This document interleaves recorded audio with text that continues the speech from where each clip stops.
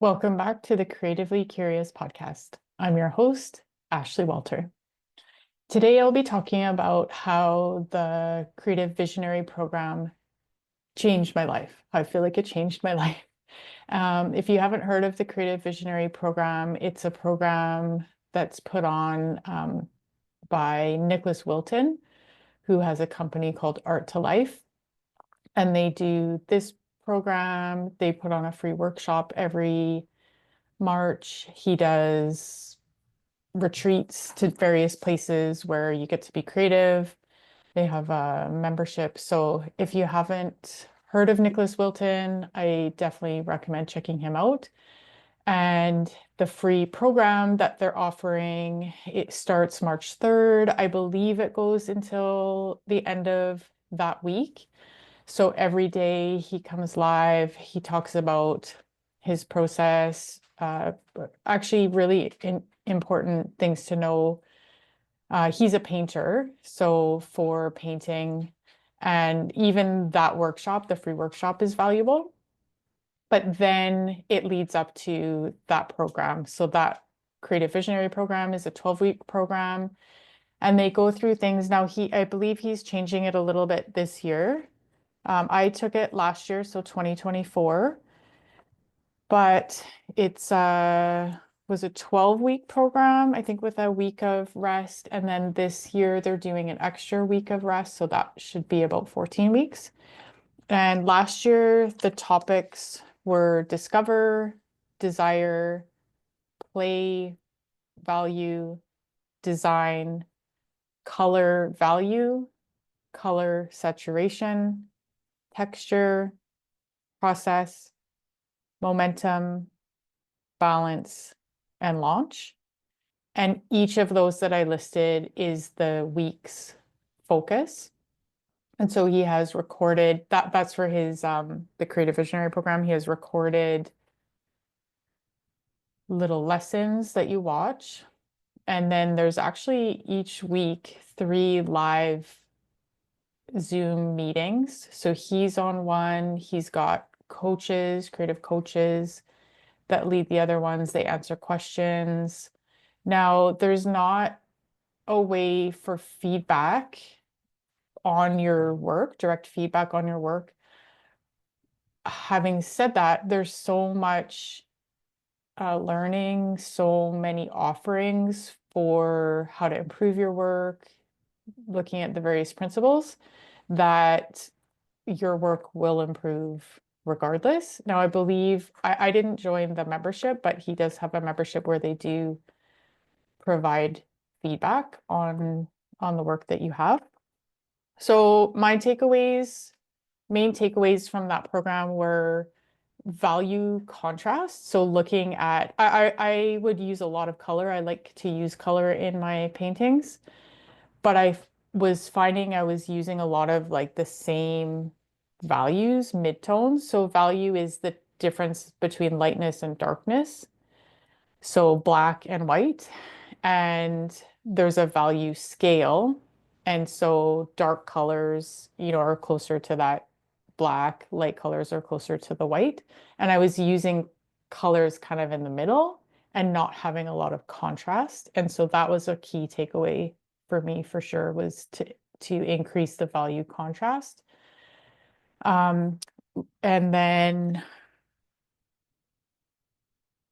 also play. So play was 1 week, and I have found actually a lot. So I don't have a bachelor's of fine arts. I don't have a design degree, but I've always taken art classes.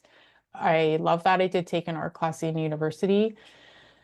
Um, and it's just something that I love to do. But I always felt a bit constricted. And even at the beginning of this course, I would sit down, like the blank page or the blank canvas really stressed me out. I wouldn't know what to do. I almost felt like panicky. And so that,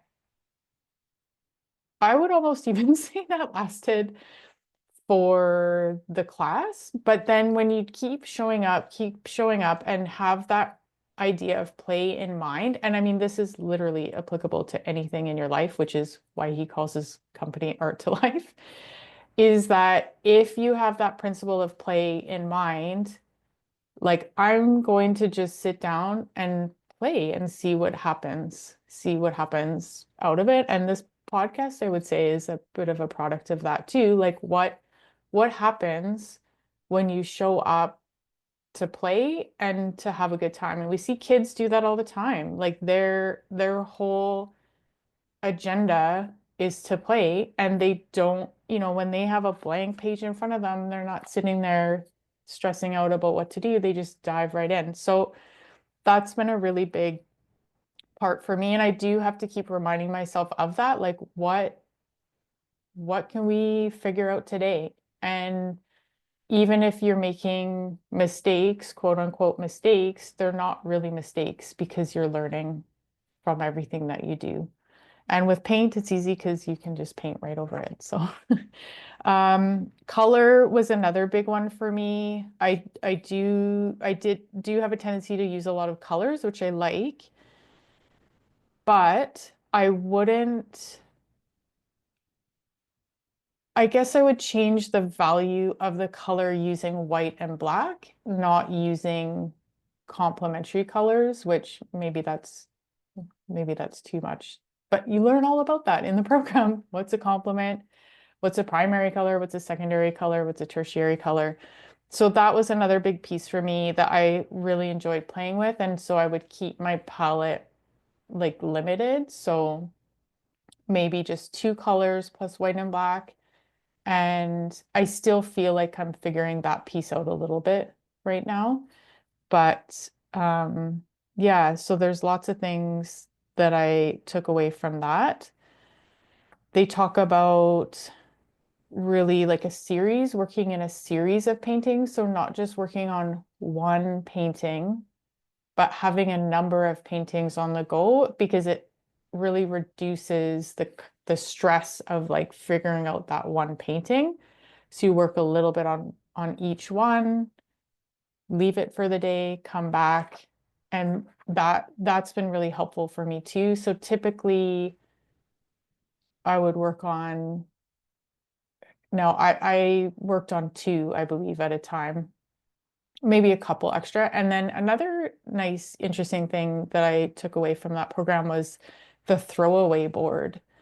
So a board where if you have extra paint, you just slap it on the board. If you want to press your palette that you're done with, like if working in a wet palette, then you can press that paper on the board. That's another, I had learned about a wet palette in a painting course I took, but that's one thing that Nick really uses is a tray with some blue paper towel. It's almost like a kind of construction paper towel. It's a little bit sturdier.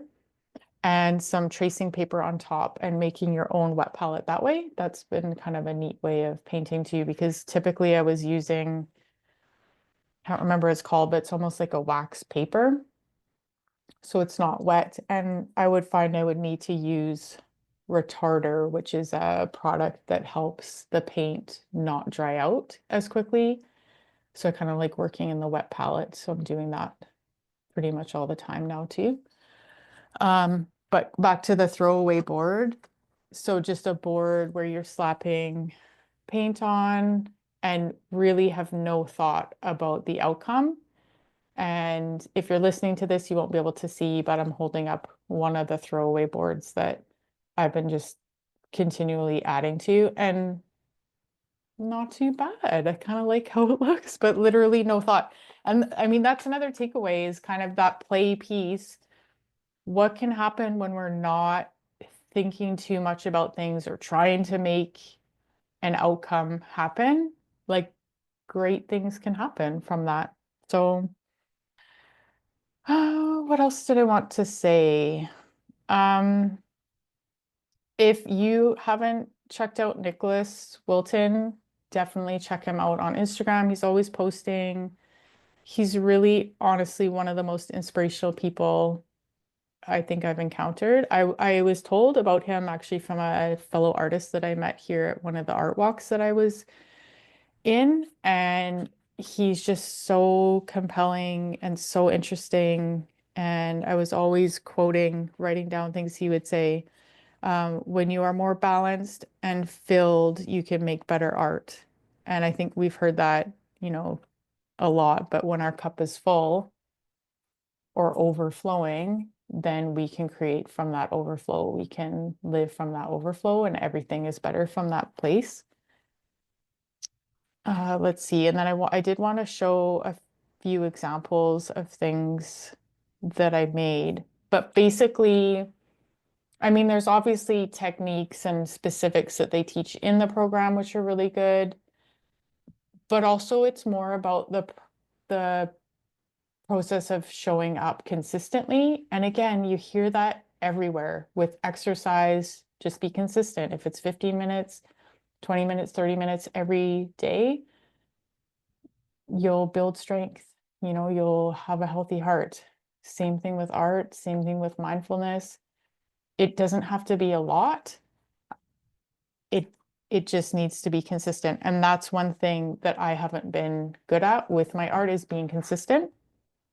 So he says frequency over duration too. So, if you don't have 3 hours, and I definitely, maybe I have 3 hours here and there, but it's not a daily thing that I would have 3 hours to do my art. Sometimes it's half an hour, sometimes it's an hour, but I make time for it now to do it.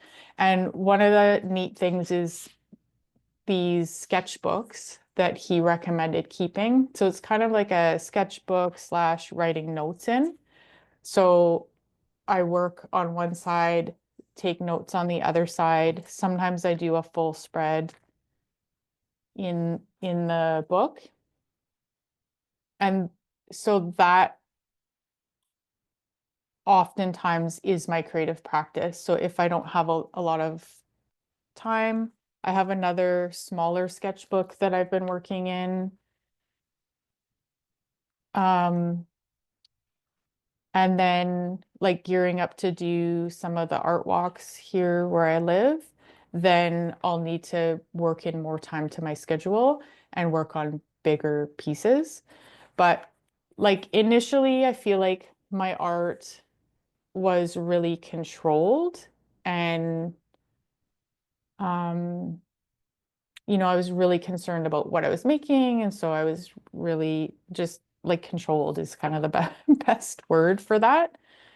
And using straight lines and like making, which is fine, like nothing wrong with that. And then I kind of got into, so this is I'm just showing some examples. If you're watching it, I think you can watch it on Spotify that way. But and then my art got kind of messy, and again I was just playing around. I'm using some like oil pastels, I'm gluing in little pictures.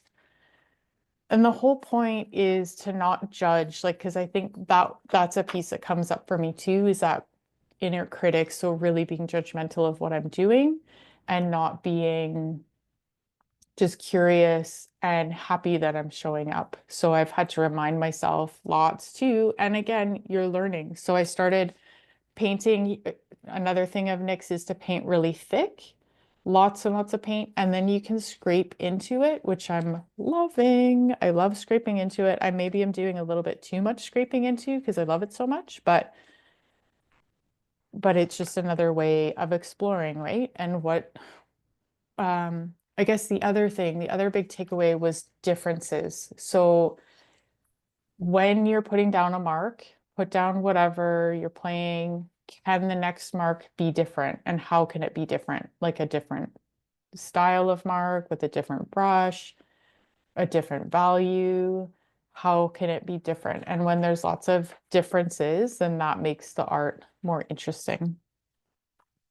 So another kind of messy, but it felt good to be messy in the sketchbook. And I feel like anything can kind of happen in the sketchbook. And then here too, playing around, scraping into it, and then painting over top of what I had painted, and kind of little windows into what was underneath the paint. Um,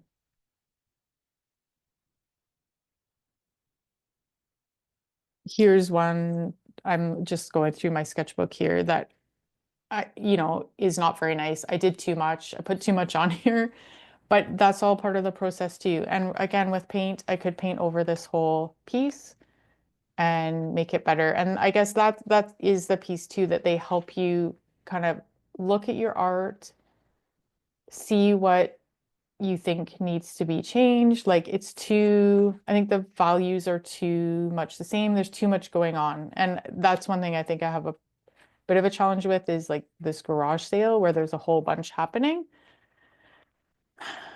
but I'll work on that too. So,